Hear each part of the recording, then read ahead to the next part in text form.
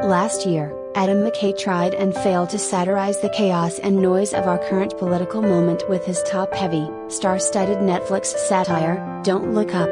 The film purported to take aim at ignorant American civilians, greedy politicians, and morally indifferent media figureheads. Instead, it earned the director some of the most scathing reviews of his career. McKay had almost certainly bitten off more than he could chew with Don't Look Up. It's a movie, after all, that makes a valiant attempt at addressing everything from climate change to millennial malaise to our current era of widely disseminated misinformation, somehow failing to hit any one of its targets.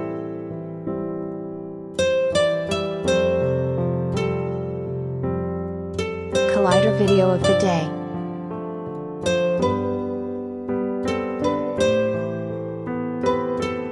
There are a number of reasons why Don't Look Up doesn't work. It's not a particularly well-crafted movie. Its tonal shifts from lackluster, improv-heavy comedy to vague dramatic realism are erratic. Mark Rylance's performance isn't just misconceived, it's also arguably offensive. The primary reason, though, that Don't Look Up doesn't come together is that McKay is undeniably trying to speak to a lot of people with a movie. You don't get a cast like the one this film has and a distributor like Netflix at your whim if that's not the case, and he's somehow managing to talk down to all of them.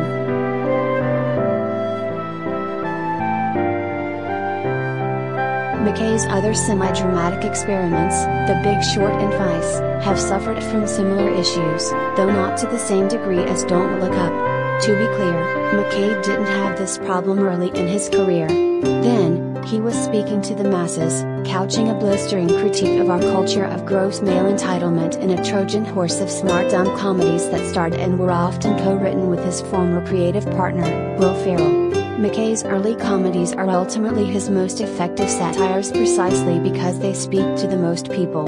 In doing so, these movies formulate meaningful commentary through the conduit of the comedy itself, truly, a language everyone can understand.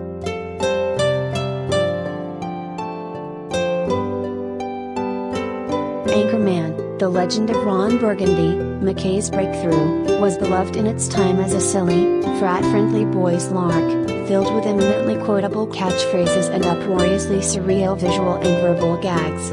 Viewed today, the film is no less funny, but it carries an unmistakable sting in its depiction of a male-dominated workplace where the men in power are incompetent, entitled bores, and the one woman in the equation is regularly belittled or sexualized for merely daring to voice her opinions.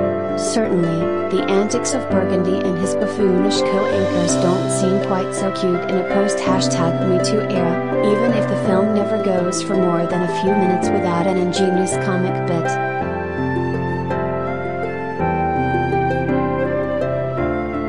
Talladega Nights, The Ballad of Ricky Bobby, which is, in this writer's opinion, an even funnier and more inventive movie than Anchorman, casts McKay's satirical concerns into the realm of politics.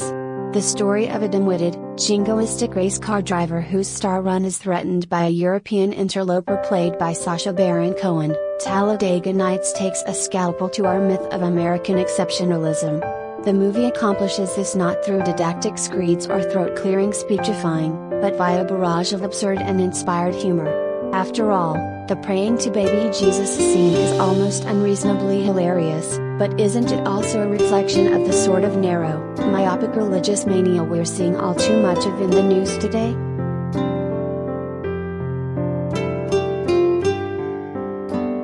McKay's fascination with male entitlement reached its zenith with Step Brothers, one of the most bizarre and unforgettable studio comedies of the 2000s.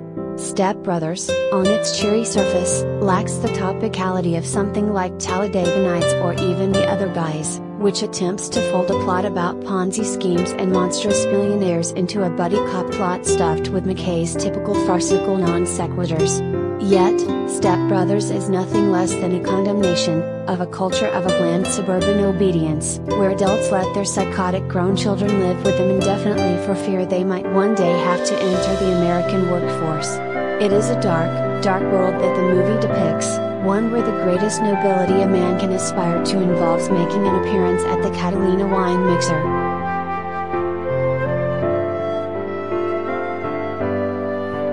McKay's attempts at crafting commercial comedies with real satirical subtext petered out a bit after Step Brothers. The Other Guys pulls off the balancing act with less success, and the less said about Anchorman 2, the legend continues, which takes on bad faith journalism in the American 24-hour news cycle, the better.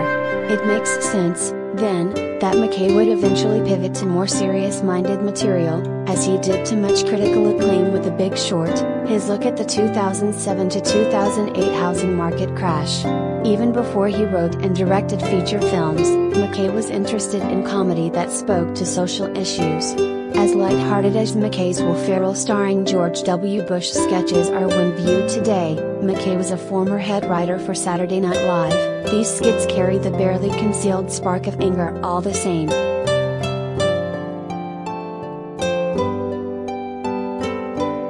To be clear, this is not an argument against McKay continuing to make damning cultural lampoons about the ways in which humanity has failed itself. The pessimism of McKay's so-called serious films has only deepened since The Big Short, from the simmering ire of Vice to the very literal apocalypse of Don't Look Up. Interestingly enough, a general look at the critical reactions to McKay's last three features suggests that as his films have grown more despairing, the response to them has continued to sour. Again, this is not to suggest that McKay should simply lighten up and embrace the end of times or anything like that, it's merely a statistic worthy of observation.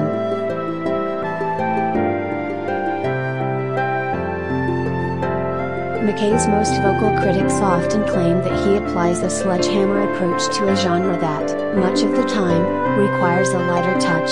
There is also a growing sense that, as a filmmaker, he's started to develop a bag of stylistic tricks, infographic sidebars, breaking the fourth wall, characters being introduced via snarky on-screen titles, a portrait of the American political landscape that is both appropriately cynical and also not quite nuanced enough, that audiences are already starting to tire of. It would be smart of McKay to embrace a more intimate, perhaps even earnest approach in the next stage of his career, to not lapse into accidental self-parody.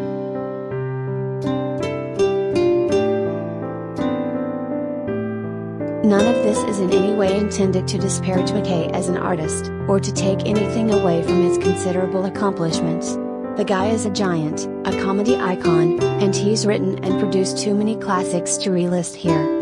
The truth is, though, that McKay used to make many of the same satirical points that he's attempting to make in his later films when he simply chose to direct supposedly dumb studio fare. By engaging an audience in laughter and, in turn, lowering their defenses, McKay is also allowing viewers to absorb the messages held by even his most seemingly frivolous features.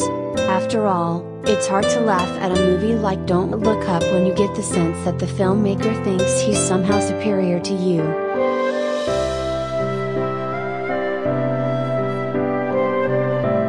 Wherever McKay's next act takes him, we'll be there for it. Here's to hoping he eases up on the infographic sidebars.